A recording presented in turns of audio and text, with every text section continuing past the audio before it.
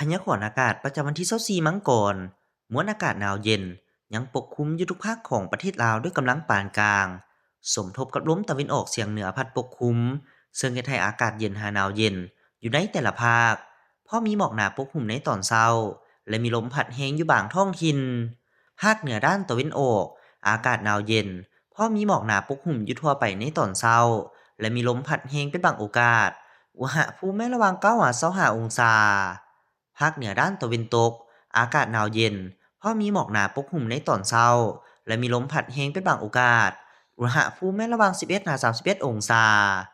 ที่นครหลวงเวียงจันทร์อากาศเย็นเพราะมีหมอกบางปกคลุมอยู่ทั่วไปในตอนเช้าและมีลมพัดแรงอยู่บางบริเวณอุณหภูมิระหว่าง17 ถึง 30องศาภาคกลางอากาศเย็นหาหนาวเย็นเพราะมีหมอกบางปกคลุมอยู่ทั่วไปในตอนเช้าและมีลมพัดแรงอยู่บางท้องถิ่น อุณหภูมิระหว่าง14 ถึง 32องศาสลับแขวงไซสมบูรณ์อากาศหนาวเย็นเพราะมีหมอกหนาปกคลุมในตอนเช้าและมีลมพัดแรงอยู่บางบริเวณ